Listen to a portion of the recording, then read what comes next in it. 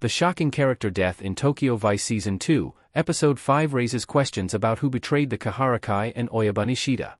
Once one of the most captivating and formidable characters in the series, Ishida now appears to be dead after a surprise attack from two armed assassins. Ishida, Shun Sugata, had been meeting with Samantha, Rachel Keller, and the architect/Club Paulina regular Masa, Takayuki Suzuki, to discuss future real estate opportunities when the attackers entered the club. It appeared that they were specifically there for Ishida, although Masa was also shot and killed in the crossfire. The sudden loss of Ishida at the midpoint of the immersive Tokyo Vice Season 2 creates a clear path for Hayama, the reckless second-in-command leader of the Kaharakai, to take on the position of the Oyabun. This occurs only one episode after the change in power of the rival Tozawa clan, as Tozawa himself, Ayumi Tanida, stages a revolt against the leader of the Tozawa clan or the Kaicho, Nakahara, Renji Ishibashi. With two major power shifts on both sides of the board, Tozawa and Hayama could potentially face off in an all-out gang war over the second half of Tokyo Vice Season 2 despite Sato, Sho Kasamatsu, receiving Ishida's blessing as Oyabun. Ishida's sudden assassination implies that a Kaharakai member ratted him out. There are multiple avenues to explore in who was responsible for Ishida's death, as it is certainly the biggest mystery following Tokyo Vice Season 2, Episode 5. One of the most plausible scenarios is that a member of the Kaharakai revealed his location to a member of the Tozawa clan, who sent two armed assassins to take him out.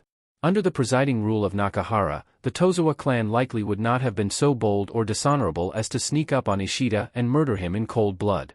With Tozawa now in charge of his clan, he is most likely the one who called the hit on Ishida despite an alliance appearing to be formed between them earlier in the season. Tozawa would most likely have had to have a mole in the Kaharakai in order for him to know about Ishida's meeting at Club Paulina that night. The biggest Kaharakai traitor of Season 1, Gen, Nobushige Swamatsu, tried and failed to kill Sato before running to the Tozawa for protection. It's completely possible that Yabuki, who ran Tozawa operations during his absence, worked out a deal with Gen before returning him to Ishida. Sato had the opportunity to kill Gen but shockingly decided to spare his life. Then, of course, there is Hayama, who has already demonstrated his capability for unhinged violence and could have orchestrated the hit to become Oyabun. Why Hayama would betray the Oyabun, Sato, and the Kaharakai. Hayama in Tokyo Vice Season 2 Episode 3. Hayama seems to be another plausible character who could have betrayed Ishida to advance his own political gains. There is undoubtedly tension between Sato and Hayama, especially after things went sideways during their mission to retrieve weapons from the former Yakuza Oda. It is interesting in retrospect to consider why Hayama simply couldn't complete the objective as Ishida had instructed, instead getting drunk with Oda before killing him, setting his house on fire, and keeping Ishida's money without purchasing the weapons. Fortunately, Sato has been stockpiling weapons at Club Paulina, which got both of them off the hook.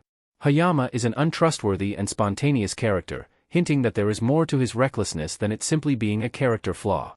It's completely plausible that Hayama has some type of ulterior motive despite serving a 7-year prison sentence for the Kaharakai, a scenario that has not been given much detail thus far in Tokyo Vice Season 2. There could be some unresolved issue that Hayama had with Ishida, or potentially he made a new alliance while in prison with the Tozawa clan. Hayama, who frequented Club Paulina with Sato, wasn't there on the night of Ishida's assassination, which could be a major clue to his involvement.